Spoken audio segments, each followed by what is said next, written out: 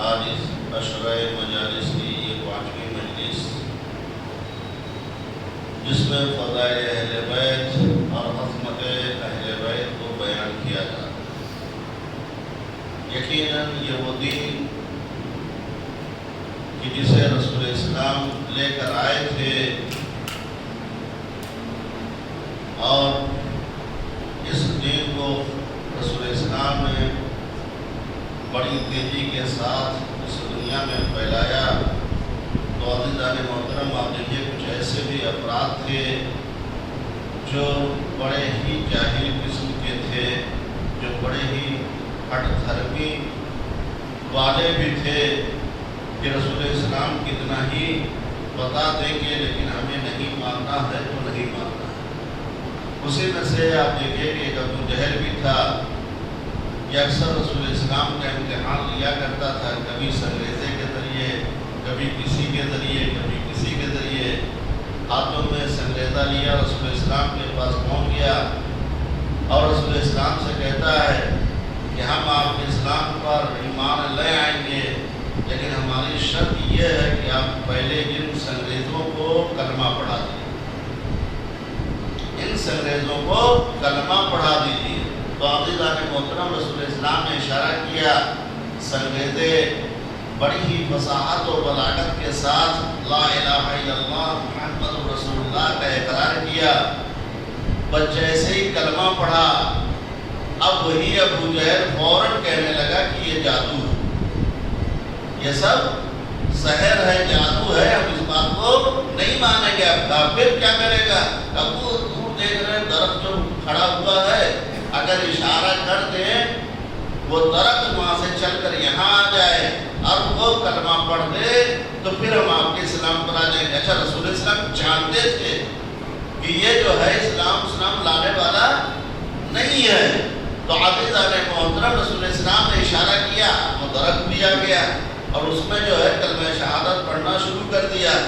پھر وہی جملہ کہ یہ سب سحر و جادو ہے، ایک کام آپ کریے، وہ دیکھ رہے ہیں کہ گدھا کھڑا ہوا ہے۔ اب عزیزان محترم، آپ اس کے سوالات دیکھیے، کیا فرما رہا ہے؟ وہ گدھا کھڑا ہوا ہے، آپ اس سے کہیے کہ وہ کلمہ پڑھ دے۔ رسول اسلام نے اشارہ کیا تو گدھا بھی کلمہ پڑھنے لگا۔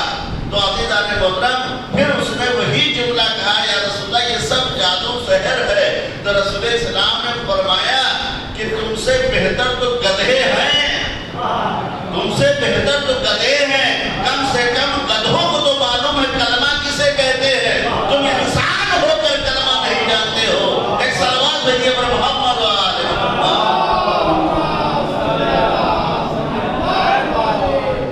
تو عزیزان محترم، یہی وجہ ہے کہ آپ دیکھیے جاہل کو آپ سمجھا سکتے ہیں، لیکن اگر کوئی انسان جہالت پر آ جائے تو اس کی مثال بالکل گدھے جیسی ہے۔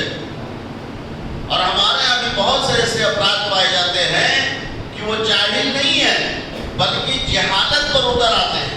اور عزیزان محترم، جب جہالت پر اتر آتے ہیں تو ان کو کوئی سمجھا نہیں سکتا۔ گدھے کو تو سمجھایا جا سکتا ہے لیکن جہالت کو نہیں سمجھایا جا سکتا۔ ایک صلوات بھیجیے پر محمد و آل۔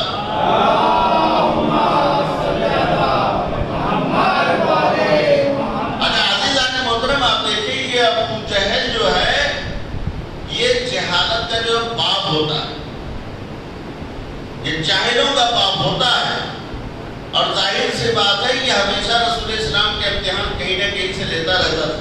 ایک دن اتفاق سے رسول اسلام کے امتحان لینے یہاں پہنچا اور آنے کے بعد کہا، رسول اللہ بتائیے ہماری مٹھی میں کیا ہے، ہماری مٹھی میں کیا ہے؟ یعنی رسول اسلام سے غیب پوچھنے آیا تھا، مٹھی میں بند کر کے پوچھ رہا ہماری مٹھی میں کیا ہے۔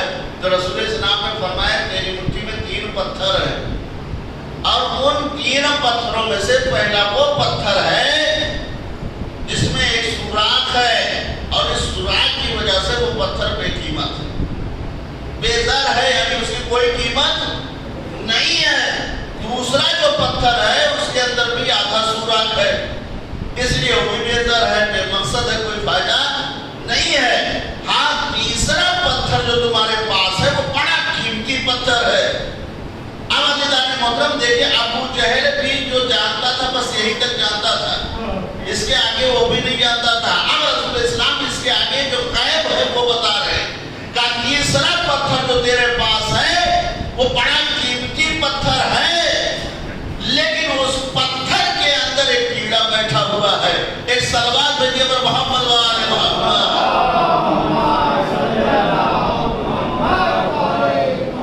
اب عزیزان محترم جیسے ہی رسول اسلام نے کہا بڑا قیمتی پتھر ہے لیکن اس پتھر کے اندر کیڑا ہے، اب یہ بھی نہیں جانتا تھا کہ اس کے اندر کیڑا ہے کہ نہیں ہے. اب عزیزان محترم اگر رسول اسلام نے بتا دیا تو ابو جہل جانتا تھا، اسے یقین تھا کہ اس کے اندر کیڑا ہے، اس لیے کہ یہ کائنات کا رسول ہے، یہ بڑا صادق ہے، یہ بڑا سچا ہے، یعنی جو بھی بتاتا ہے وہ صحیح بتاتا ہے. یہ اور بات ہے کہ ہم اس کی رسالت کو قبول نہیں کر رہے ہیں صرف اپنی حکومت کے لیے، اپنے چودھری بننے کے لیے اس کی رسالت کو ہم قبول نہیں کر رہے ہیں. اس لیے کہ اگر ہم اس کی رسالت کو قبول کر لیں گے تو یہ جو ہم چودھری بنے پھر رہے ہیں یہ ہماری چودھری بن ختم ہو جائے گی. ایک صلوات بھیجیے پر محمد وآلہ.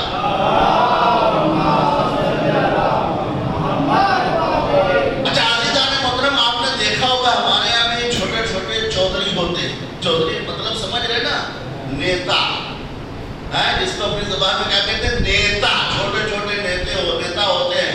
اب یہ جو چھوٹے چھوٹے نیتا ہوتے ہیں تو ان کے پیچھے 8-10 لگو بجو بھی ہوتے کہ نہیں ہوتے، جو ان کے ساتھ چلتے ہیں، کھاتے ہیں، پیتے ہیں، سر کیے رہتے ہیں.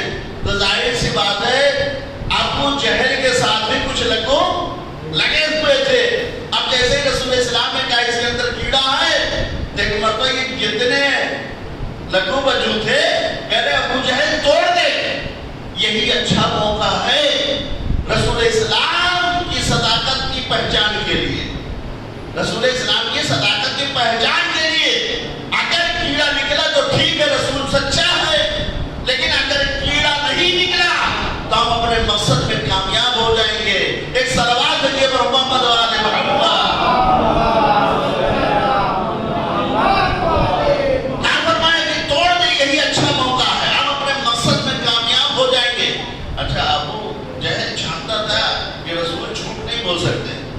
پتھر بڑا قیمتی ہے، اگر توڑ دیا تو بے زر ہو جائے گا، بے قیمت ہو جائے گا، یعنی کوئی اس کی کوئی قیمت نہیں دے گا. اس لیے رسول اسلام نے کہا بڑا قیمتی پتھر ہے، یعنی بہت قیمتی پتھر ہے. اب عزیزان محترم ابو جہل بھاگ رہا ہے اور یہ لگو بجو اس کے پیچھے پیچھے دوڑ رہے ہیں. ابو جہل توڑ دے اور یہ بھاگ رہا ہے، ابو جہل توڑ دے، یہ بھاگ رہا ہے. اب عزیزان محترم ادھر سے ایک شیعہ حیدر کرار آ رہے تھے، ادھر سے ایک مولائی آ رہے تھے. انہوں نے دیکھا ابو جہل بھاگ رہے، اس کے حوالی اس کے پیچھے پیچھے دوڑنے کا کیا بات ہے. ایک مرتبہ فرمایا کہ رسول اسلام سے پوچھا گیا تو رسول اسلام نے فرمایا اس پتھر کے اندر کیڑا ہے، جبکہ یہ پتھر بالکل صحیح و سالم ہے، نہ کوئی سوراخ ہے نہ کوئی جگہ ہے. آخر کیڑا جائے گا کہاں سے؟ یہی میں کہہ رہا ہوں ابو جہل توڑ دے تاکہ ہم اپنے مقصد میں کامیاب ہو جائیں. تو ابو جہل نے کہا نہیں، ہم اس پتھر کو نہیں توڑیں گے، بڑا قیمتی پتھر ہے. عزیزان محترم وہ جب مولائی کھڑا تھا ایک مرتبہ کھڑا ہو گیا اور کہتا اس لیے کہ اس کو تو یقین ہے نا کہ اگر میرے رسول نے کہہ دیا ہے تو حقیقت ہے، اس لیے کسی اور نے نہیں بلکہ کائنات کے صادق نے کہا ہے تو یہ غلط نہیں ہو سکتا ہے. اس نے کہا ابو جہل ایک کام کر، اس پتھر کی جتنی قیمت ہے میں دینے کے لیے تیار ہوں، یعنی توڑ دے، اگر کیڑا نہ نکلا تو جتنی قیمت ہوگی ہم ادا کریں گے، لیکن اگر کیڑا نکل آیا تو 1 روپیہ نہیں دیں گے. تو جو رہے نا، اگر کیڑا نکل آیا تو 1 روپیہ نہیں دیں گے. اب عزیزان محترم اب ظاہر سی بات ہے جو ابو جہل بھاگ رہا تھا مجبور ہو گیا. اب ہماریوں نے اس کے گھیر لیا، اس کے لگو بجو نے کہا توڑ دے، یہی اچھا موقع ہے. اب عزیزان محترم جیسے ہی توڑا گیا تو حقیقت میں اس میں کیڑا نکلا. اب کیڑا دیکھ کر یہ لوگ حیران و پریشان اپنی باتوں کو بھول گئے کہ یہ کیسے ہو سکتا ہے، یہ کیسے ممکن ہو سکتا ہے کہ پتھر کے اندر کیڑا. نہ کوئی سوراخ ہے، نہ کوئی جگہ ہے، اور اگر یہ پتھر کے اندر تھا بیچوں بیچ، یہ کھاتا کیا تھا؟ توجہ رہے، یہ پیتا کیا تھا؟ یہ زندہ کیسے رہا؟ اسے حیات کیسے ملی؟ اب یہ لوگ پھر پریشان ہیں۔ اب وہی چاہنے والا محب علی ایک مرتبہ پھر فرماتا کیوں پریشان ہو رہے ہو؟ نہیں سمجھ میں آ رہا، جس رسول نے بتایا ہے، جب اتنا بتا سکتا ہے کہ پتھر کے اندر کیڑا ہے تو بھی بتا سکتا کہ کھاتا کیا ہے، پیتا کیا ہے۔ اب عزیزان محترم یہ لوگ رسول اسلام کی خدمت میں حاضر ہوئے، اور حاضر ہونے کے بعد کہتے ہیں یا رسول اللہ، آپ نے جو بتایا تھا وہ سچ ہے، ہم نے پتھر توڑا تو اس کے اندر کیڑا نکلا، لیکن یا رسول اللہ تعجب اس بات کا ہے کہ اس پتھر کے اندر نہ کوئی سوراخ ہے، نہ کوئی جگہ ہے، نہ سانس لینے کی جگہ ہے، آخر اسے حیات کیسے ملی؟ یہ زندہ کیسے رہا؟ یہ کھاتا کیا ہے؟ یہ پیتا کیا ہے؟ ایک مرتبہ رسول اسلام نے فرمایا ہم سے نہ پوچھو، اس کیڑے سے پوچھو۔ جیسے ہی رسول نے اشارہ کیا اس کیڑے سے پوچھو، ایک مرتبہ وہ کیڑا گویا ہوا، بڑی ہی فصاحت و بلاغت میں بولنا شروع کیا۔ ایک مرتبہ فرمایا کہ جب مجھے بھوک لگتی ہے تو میں محمد و آل محمد پر سلام پڑھ لیا کرتا ہوں۔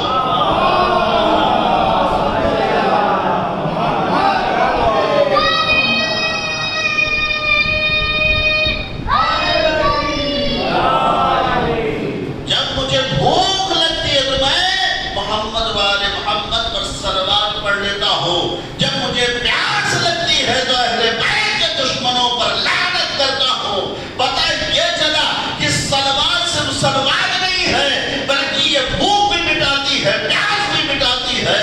ایک صلوات بھی پر محمد و آل محمد۔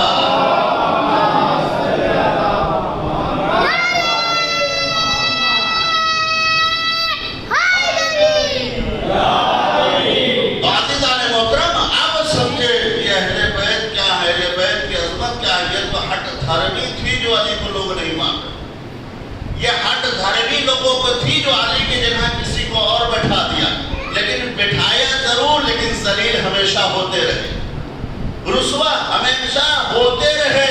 اور عزیزان محترم ایک وجہ ہے کہ آپ دیکھیں کہ ایک رومی راہب روم سے چلا کہ ہم مدینے جائیں گے، جانشین رسول سے ملیں گے اور کلمہ پڑھ کر مسلمان ہو جائیں گے۔ اب ظاہر سی بات ہے وہ مال و دولت جواہرات کو لے کر جو ہے روم سے نکلا، اور جیسے ہی سرحد مدینہ پر پہنچا، یہ اس وقت کا واقعہ ہے جب بظاہر مولائے کائنات حکومت میں نہیں تھے، یعنی ان کے حق کو غصب کر لیا گیا تھا۔ اب عزیزان محترم جیسے ہی مدینے کی سرحد میں داخل ہوا تو ظاہر سی بات ہے یہ بھوکے ننگے لوگ جیسے ہی دولت کو دیکھا، جواہرات کو دیکھا، دوڑ کر اس کے استقبال میں لگ گئے، سب اس کے استقبال میں لگ گئے، اور اس سے پوچھا بھائی کہاں آئے ہو، کہاں جانا ہے، کیا کرنا ہے؟ اس نے کہا بھائی ہمیں کچھ نہیں کرنا ہے، ہم روم سے آئے ہیں، جانشین رسول سے ملنا ہے، یہ مال و دولت ان کو دینا، کلمہ پڑھ کر مسلمان ہو جانا ہے۔ کیا فرمایا؟ کلمہ پڑھ کر مسلمان ہو جانا ہے۔ اب عزیزان محترم جیسے ہی مال جواہرات کو دیکھا تو آنکھیں تو کھلی کی کھلی رہ گئی۔ اب ظاہر سی بات ہر کوئی پیچھے لگ گیا، حضور چلیے ہم بتاتے جانشین رسول کہاں ہے۔ اب عزیزان محترم لے کر سیدھے دربار میں پہنچ گئے، جناب بڑے اطمینان سے کرسی پہ بیٹھے ہوئے تھے۔ جیسے ہی جناب کو دیکھا اور جواہرات دیکھا، جناب نے فوراً کھڑے ہو گئے، وہ بھی اس کا استقبال کر رہے ہیں کہ آج تو اسلام کا بڑا فائدہ ہوگا۔ دیکھیں یہ اسلام کا فائدہ نہیں ہے، بظاہر آپ جانتے ہیں کہ کس کا پیٹ بھرنے والا ہے۔ صلوات بھیجیے پر محمد و آل محمد۔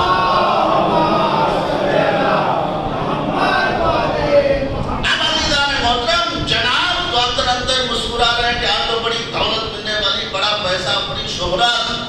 عزیزان محترم ایک مرتبہ جناب نے پوچھا بھائی خیریت تو ہے، کیسے آنا ہوا؟ کہا ہم روم سے آئے ہیں اور ہم چاہتے ہیں کہ جانشین رسول سے ملاقات کریں۔ کہا وہ تو ہم ہی ہیں۔ جانشین رسول پوچھا دیکھ تو ہم بھی رہے ہیں۔ کہا پھر؟ کہا کلمہ پڑھنا، مسلمان ہونا، کچھ نہیں۔ تو کہا پھر کلمہ پڑھو۔ تو کہا ایسے نہیں، ایسے نہیں کلمہ پڑھنا ہے۔ کہا پھر کیا کرنا ہے؟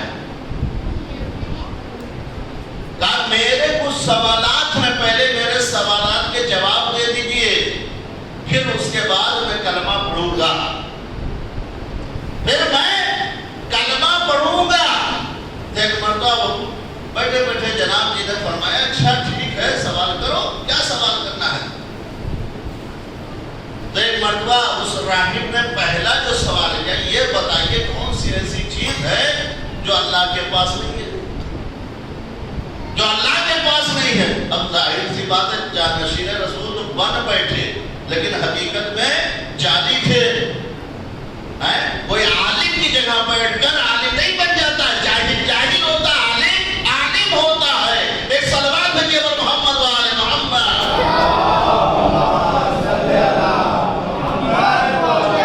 اور یہ راہب پڑھا لکھا تھا، یہ جاہل نہیں تھا، اس نے توریت بھی پڑھی تھی، زبور بھی پڑھی تھی، انجیل بھی پڑھی تھی، قرآن بھی پڑھا تھا، یہ پڑھا لکھا تھا، جاہل نہیں تھا۔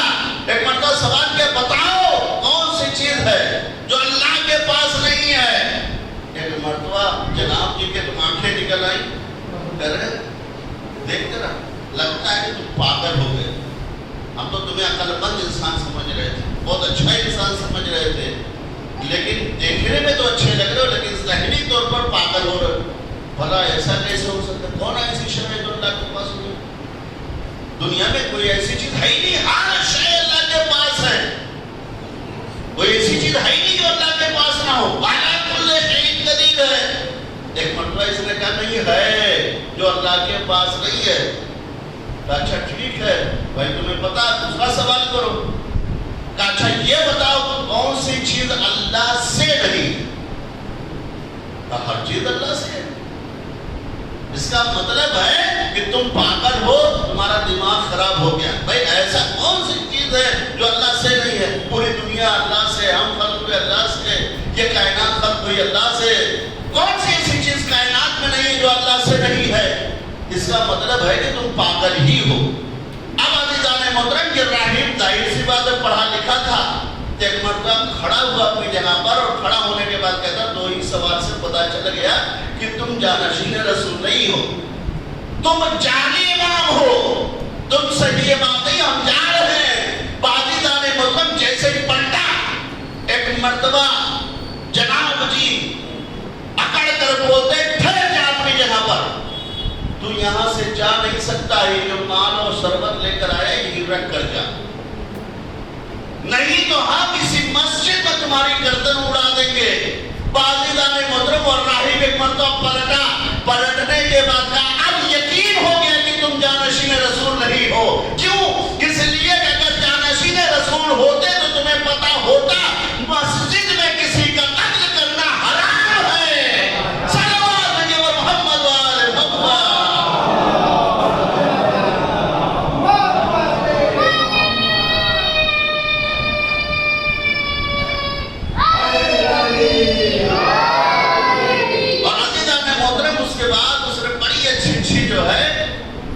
جناب جی کو سنائی اور وہاں سے نکل گیا۔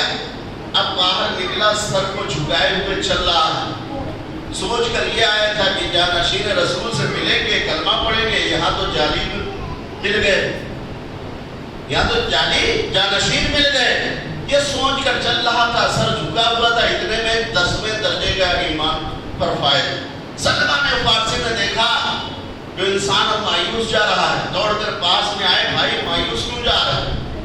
پورا واقعہ بیان کیا، کہا اصل میں تم حقیقت جگہ پر پہنچے ہی نہیں، آؤ تمہیں ہم لے کر چلتے ہیں جانشین رسول کون ہے۔ عزیزان محترم اب آگے آگے سلمان، پیچھے پیچھے وہ راہب، جیسے ہی مولائے کائنات کے دروازے پر پہنچے، ابھی تک قربان بھی نہیں کیا تھا کہ اندر سے مولائے کائنات کی آواز آئی، سلمان تم بھی اندر آؤ، راہب کو بھی لے کر آؤ۔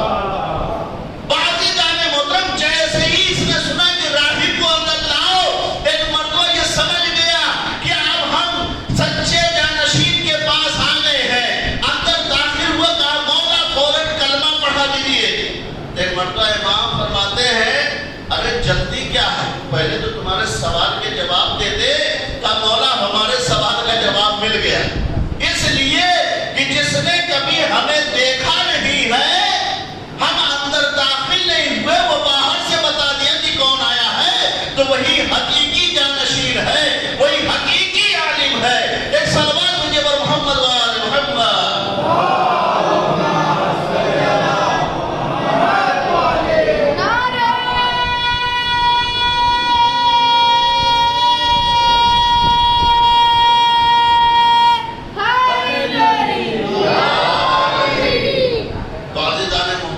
ایک مرتبہ مولا نے کہا نہیں، پہلے ہم تمہارے سوال کا جواب پھر تم کلمہ پڑھو گے. لیکن مولا نے فرمایا یہاں نہیں. کہا پھر کہا مولا؟ کہا اسی دربار میں چلو، اسی جگہ لے کر چلو. اب عزیزان محترم آگے آگے حلالے مشکلات، پیچھے پیچھے سلمان، اس کے پیچھے یہ راہب. جیسے ہی مولا دربار میں پہنچے، اب جناب جی استقبال میں کھڑے ہو گئے. جب جناب جی استقبال میں کھڑے ہوئے تو ظاہر سی بات ہے جتنے بیٹھے ہوئے تھے سب مولا کے استقبال میں کھڑے ہو گئے. اب عزیزان محترم یہ راہب پلٹا اور پلٹنے کے بعد مسکرایا اور سلمان سے کہا اب پتا چلا کہ سچا جانشین کون ہے، جعلی جانشین کون ہے. ایک سلوات بھیجیے پر محمد وآل محمد.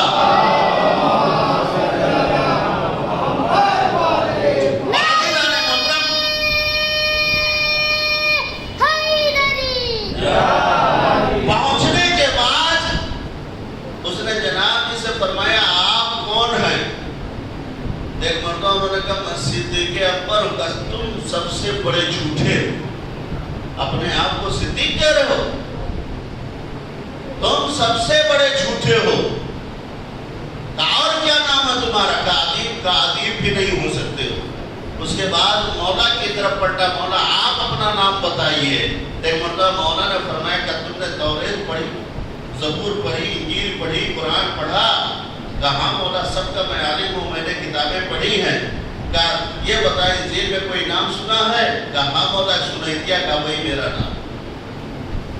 کہا زبور میں ایلیا نام سنا ہے؟ کہاں ہم نے پڑھا. کہا وہی ایلیا میرا نام ہے. قرآن میں میں نے علی پڑھا ہے، بقیہ سابقہ کتابوں میں نے حیدر پڑھا ہے. ایک مرتبہ مولا نے فرمایا یہی میرا نام ہے.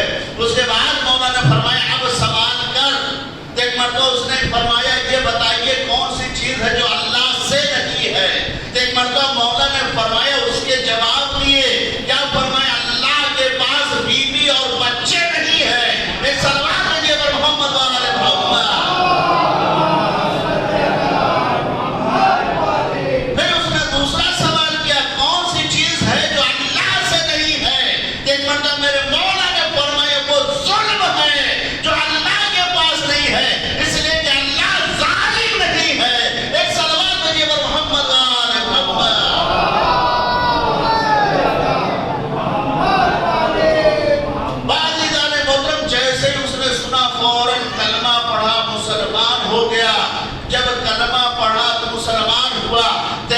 مولا نے فرمائی جو تم دولت لے کر آئے ہو، جواہرات لے کر آئے ہو، ان بھوکوں کو دے دو. اس لیے کہ ہمارا کام دولت نہیں لینا ہے، ہمارا کام ہے دین کی ہدایت کرنا.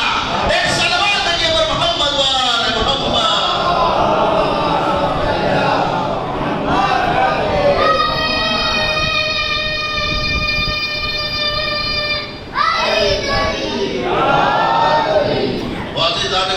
دنیا کیا جانے علی کیا، علی کی عظمت کیا، علی کا مرتبہ کیا. یہی وجہ ہے کہ جو بھی ان کے در پر آیا، اہل بیت کے در پر آیا ہے، کبھی خالی ہاتھ واپس نہیں گیا. اب عزیزان محترم آپ دیکھیں کہ ایک ایسا دور، ایک ایسا زمانہ، ایسا ظالم بادشاہ کہ جس نے نام علی لیا فوراً قتل کر دیا. ادھر نام علی لیا فوراً قتل کر دیا.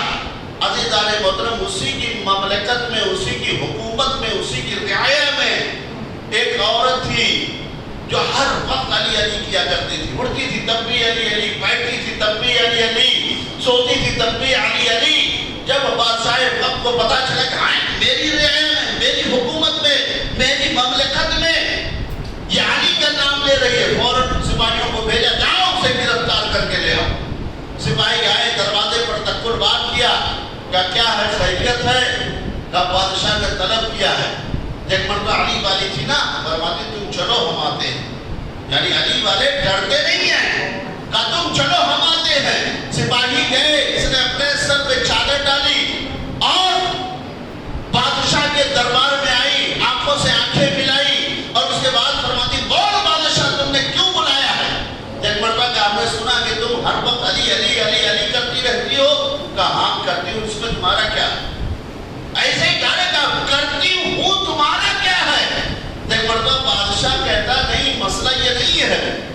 ہر وقت علی علی کرتی ہو؟ مسئلہ یہ ہے کہ ہم نے سنا ہے کہ تم علی کو تمام صحابہ سے افضل سمجھتی ہو۔ ایک مرتبہ وہ علی کی چاہنے والی جس کا تاریخ میں نام حرہ لکھا، ایک مرتبہ حرہ فرماتی کس نے کہا؟ کہا میرے سپاہیوں نے کہا۔ کہا اچھا آپ کے سپاہیوں نے کیا کہا؟ کہا یہی فرمایا ہے کہ وہ علی کو تمام خلیفہ اور صحابوں سے افضل سمجھتی ہے۔ ایک مرتبہ بولا کہ تمہارا خلیفہ جھوٹ بول رہا۔ کہا نہیں وہ جھوٹ نہیں بول سکتا، میرا سپاہی بالکل سچا ہے۔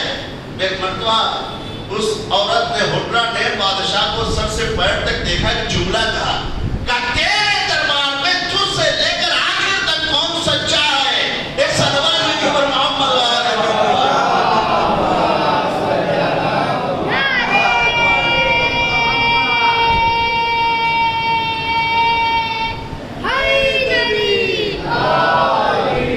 تیرے دربار میں کون سچا ہے؟ کہا نہیں وہ سچ بول رہا ہے۔ کہا نہیں وہ سچ نہیں بول رہا، وہ جھوٹ بول رہا ہے۔ میں نے یہ نہیں کہا ہے کہ تمام صحابوں سے افضل ہے میرا علی، میں نے یہ کہا ہے کہ میرا علی تمام رسولوں سے افضل ہے۔ تم تو صحابی کے چکر میں پڑے ہو نا، میرا علی تمام پیغمبروں سے افضل ہے۔ بھائی مرتبہ جیسے بادشاہ نے سنا کہ اتنا بڑا دعویٰ، کہا علی والے دعوے سے پیچھے نہیں ہٹے گا، دلیل دے ورنہ سر قلم کر دیں گے۔ کہا ہم ڈرتے نہیں علی والے اور دلیل رکھ کے چلتے ہیں۔ ایک مرتبہ فرمائے کہ بتا تمہارے پاس دلیل کیا ہے؟ یہ بتا کہ تمہارا علی آدم سے کیسے افضل ہے؟ توجہ رہے، تمہارا علی آدم سے کیسے افضل ہے؟ ایک مرتبہ اس حرہ نے فرمایا سن، خالق کائنات نے جناب آدم کو گندم کھانے سے منع کیا تھا، لیکن پھر بھی آدم نے گندم کھایا، لیکن میرے علی سے خالق کائنات نے کبھی گندم کھانے کو منع نہیں کیا، لیکن میرا علی پوری زندگی جو کی روٹی کھاتا رہا، کبھی گندم نہیں کھایا ہے۔ صلوات علیہ محمد وآلہ محمد۔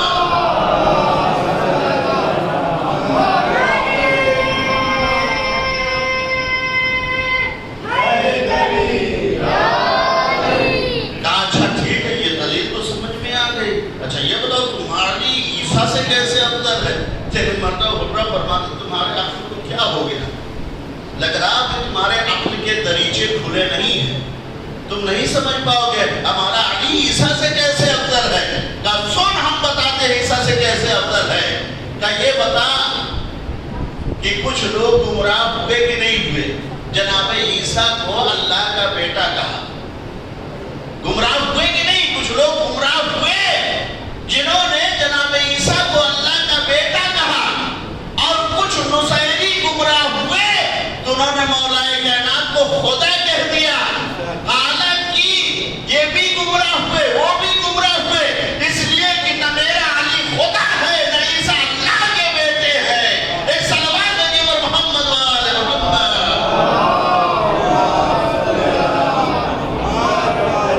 عزیزان محترم کا اچھا ٹھیک ہے یہ بھی دلیل ہم مان لیتے ہیں، لیکن یہ بتاؤ تمہارا علی جناب موسیٰ سے کیسے افضل ہے؟ ایک مرتبہ حرہ نے فرمایا جناب موسیٰ کا قصہ یاد ہے؟ وہ والا قصہ کہ جب لوگوں نے جناب موسیٰ سے سوال کیا قوم نے کہ آپ کا اللہ سوتا کیوں نہیں، آپ کے اللہ کو اونٹ کیوں نہیں آتی؟ یہ واقعہ یاد ہے؟ بادشاہ نے کہا ہاں یاد ہے۔ کہا میں سناؤں یا تم سناؤ گے؟ لیکن اتنا یاد رکھنا تم قصہ تو سنا سکتے ہو لیکن نتیجہ نہیں نکال سکتے ہو، اس لیے کہ اگر کوئی نتیجہ نکال سکتا تو وہ علی ہی والا نکال سکتا ہے۔ ایک صلوات بھیجیے پر محمد وآلہ محمد۔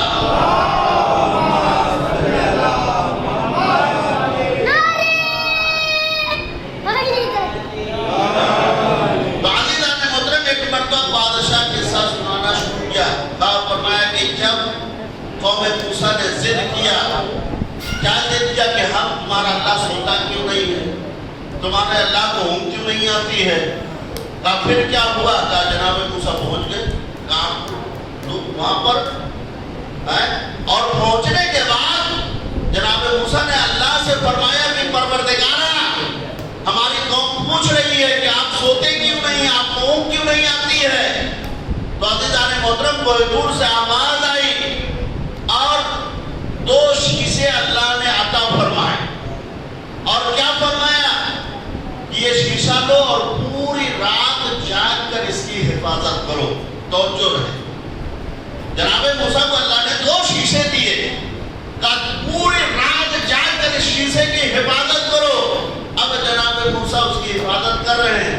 رات کا پہلا حصہ گزرا، شیشے کی حفاظت کرتے رہے، دوسرا حصہ گزرا، شیشے کی حفاظت کرتے رہے، تیسرا حصہ آیا رات کا، شیشے کی حفاظت کرتے رہے، لیکن جب چوتھا حصہ آیا تو ایک مرتبہ پلک جھپکی اور دونوں شیشے آپس میں ٹکرائے اور چکناچور ہو گئے۔ ایک مرتبہ جناب موسیٰ نے ہاتھوں کو جوڑا، کہا پروردگارہ جو شیشہ دیا تھا اس کی حفاظت نہ کر سکا۔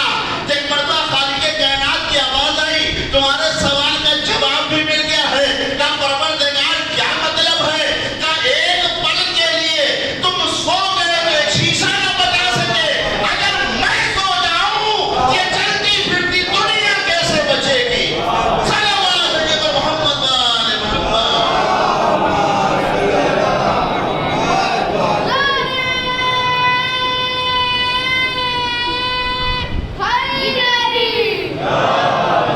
کیا فرمایا اگر خدا سو گیا تو پھر یہ چلتی پھرتی دنیا فنا ہو جائے گی، ختم ہو جائے گی۔ اگر اللہ ایک سیکنڈ کے لیے بھی ایک مرتبہ اس نے بادشاہ نے کہا یہ تو جناب موسیٰ اور اللہ کی گفتگو ہے، اس میں تیرے علی کی کیا فضیلت ہے؟ توجہ رہے کہ اس میں تیرے علی کی کیا فضیلت ہے؟ ایک مرتبہ حرہ کہتی ہے تیرے عقل کو میں کیا کروں؟ اب بھی تیری عقل کے دریچے نہیں کھلے، سن تیرا موسیٰ وہ ہے جو ایک رات سو کر شیشے کو نہ بچا سکا، میرا علی وہ ہے جو شب ہجرت بستر رسول پر سو کر پوری نبوت بچا گیا۔ صلی اللہ علیہ وسلم محمد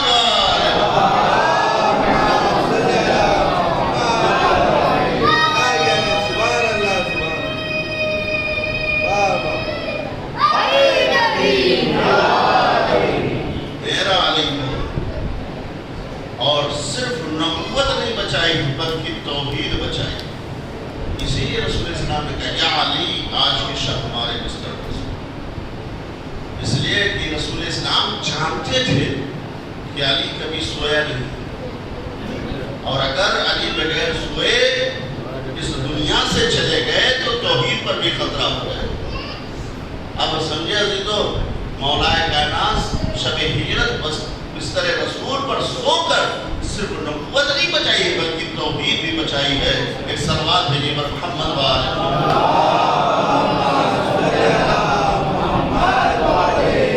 بس عزیزان محترم، اس لیے کہ آج محرم کی 4 تاریخ ہو گئی، بڑی تیزی کے ساتھ ایام عذاب ہمارے درمیان سے گزر رہے ہیں۔ جیسا فرصہ دینے کا حق تھا وہ حق ہم ادا نہیں کر پا رہے، لیکن ابھی چند ایام بچے ہوئے ہیں، جتنا بھی ہو سکے اہل بیت کی مصیبتوں پر آنسو بہا لیجیے، اس لیے کہ یہ رونے اور رلانے کے دن ہیں۔ آج ہمیں حسین کے بچپنے کے دوست حبیب ابن مظاہر کا فرصہ دینا، یہ حبیب ابن مظاہر کو، یہ حبیب ابن مظاہر وہی ہے جو بچپنے میں امام حسین علیہ السلام چل رہے تھے، حبیب ابن مظاہر امام حسین علیہ السلام کی خاک اٹھا کر اپنے سر پر رکھتے اور رسول اسلام حبیب ابن مظاہر کو اپنے سینے سے لگا لیے۔ ارباب ازا یہی وجہ ہے کہ امام حسین علیہ السلام تو مرحوم کربلا میں فارغ ہو گئے، امام حسین علیہ السلام کے خیمے فرات سے ہٹا دیے گئے، امام حسین علیہ السلام پر پانی بند ہو گیا، دشمنوں پہ دشمن آ رہے ہیں، کبھی کولی کے لشکر آ رہے ہیں، کبھی گر کے لشکر آ رہے ہیں، کبھی پسرے سعاد کے لشکر آ رہے ہیں۔ سرزمین کربلا دشمنوں کے گھوڑوں سے کانپ رہی ہے۔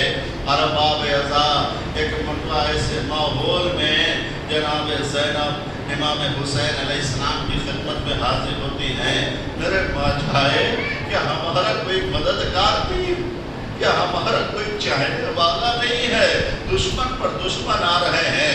ارباب عطا ایک مرتبہ حسین نے آسمان کی طرف دیکھا، ایک آواز سرد بھری اور فرمایا ہے میری بہن زینب، ہم درگاہ آدم میں گر چکے ہیں، ایسے حالات میں ہماری کون مدد کرے گا، ایسے ماحول میں ہماری کون مدد کرے گا۔ ارباب عطا ایک مرتبہ حسین فرماتے اچھا بہن تم چاہتی ہو تو لو ہم حبیب ابن مظاہر کے نام میں خط لکھتے ہیں۔ لو ارباب عطا حسین نے خط لکھا، قاصد لے کر خط پہنچا، حبیب دسترخوان پر بیٹھے ہوئے تھے، ایک مرتبہ دروازے پہ تک گلباب ہوا، حبیب سمجھ گئے، جلدی سے اٹھے، دروازے کو کھولا، خط کو لیا، آنکھوں سے لگایا، بوسا دیا۔ اب جو تحریر پڑھی تو حبیب کام گئے، آنکھوں میں آنسو آئے، لیکن آنسوؤں کو پوچھا، ایک مرتبہ زوجہ نے پوچھا کس کا خط ہے؟ کہا حسین ابن علی کا تھا، خیریت تو ہے؟ کہا میرا آقا درگاہ آدم میں گر چکا ہے، مدد کے لیے بلا رہا ہے۔ زوجہ حبیب نے سوال کیا پھر تیرا ارادہ کیا ہے؟ ایک مرتبہ حبیب نے کہا مجھے تیرا خیال آتا ہے۔ ارباب ایسا اتنا سننا تھا کہ زوجہ حبیب تڑپ جاتی ہے، کہتی حبیب وائے ہو تم پر، ارے فاطمہ زہرا کا فرزند دشمنوں میں گھرا ہے اور تم مجھے دیکھ رہے ہو، لاؤ اپنی چوڑیاں ہمیں دے دو، ہم فرزند زہرا کی مدد کو جائیں گے۔ ارباب عطا اور تڑپ جاتے ہیں، ایک مرتبہ اور اپنے غلام کو بلاتے ہیں، اس لیے کہ ماحول بڑا خراب تھا۔ ارباب عطا پور کا غلام جہاں حبیب زراعت کے لیے جایا کرتے تھے وہاں لے جا کر کھڑا ہو گیا، لیکن ارباب عطا جب آقا کے آنے میں دیر ہوئی نا تو وہ جو گھوڑا تھا اس کی آنکھوں میں آنسو آ گئے۔ ایک مرتبہ غلام نے آنسو کو دیکھا، تڑپ گیا، فرماتا اگر آقا کے آنے میں دیر ہوئی نا تو میں تمہاری پشت پر بیٹھ کر میں خود حسین کی نصرت کو جاؤں گا۔ ارباب عطا اتنا سننا تھا، حبیب تڑپ گئے، ہاتھوں کو ملنا شروع کیا، ہائے غربتا، ہائے مصیبتا، اے مولا آپ پہ وہ وقت آ گیا ہے، حبیب تو حبیب، غلام بھی آپ کی نصرت کے لیے آمادہ ہے۔ لیکن ارباب عطا حبیب بڑی تیزی کے ساتھ کربلا کے لیے روانہ ہوئے۔ ارباب عطا جب حسین نے کوفے کی طرف سے گرد و غبار اڑتی ہوئی دیکھا تو ایک مرتبہ حسین اپنی جگہ سے کھڑے ہوئے آواز دیتے عباس علی اکبر کہاں ہو؟ ارے دیکھو میرے بچپنے کا دوست حبیب آ رہا ہے۔ ارباب عطا ایک مرتبہ حبیب آئے، حسین کے سینے سے لگ گئے، ایک نعرہ تکبیر بلند ہوئی، زینب نے آواز سنی، فضا کو آواز دی، فضا دیکھو کون آیا ہے، یہ تکبیر کیوں بلند ہوئی؟ ایک مرتبہ فضا فرماتی ہے حسین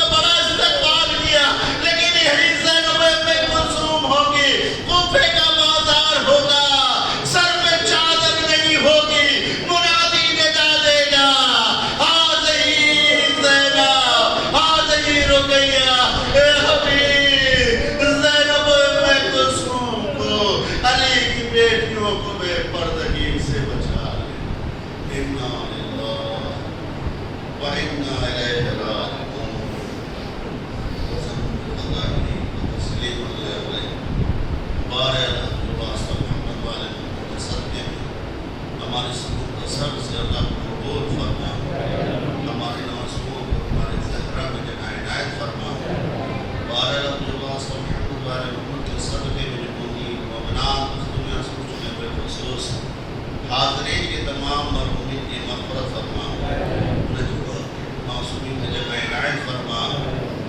بارے لباس محمد والے محمد کے صدقے میں جو مریض ہیں بالخصوص عطا حسین علی زہرا اور جو بھی مریض فردانہ پروردگار چہار تمام معصومین علیہ السلام کی خدمت میں شفاء کاملہ و عاجلہ عطا فرما. بارے لباس محمد والے محمد کے صدقے میں حاضرین کی تمام جائز حاجات کو قبول فرما. بارے لباس محمد والے محمد کے صدقے میں جہاں بھی اشیاء حضر قرار بھی جان مان صدا حفاظت فرما. دشمنان اہل بیت کو نیست و نابود فرما. بارے لباس محمد والے محمد کے صدقے میں بہترین دعائی امام زمانہ کی ظہور میں تعجیل فرما اور سب کو کیا صاحب و صاحب شمار فرما. اللهم تقبل منا وانك الرسول العليم والخدا سے خدا سے متصل ہم دین مرضا سے خدا سے خدا فرما کر رضا حسین محمد حسین المؤمنین والنار والمؤمنین سب مولانا حسین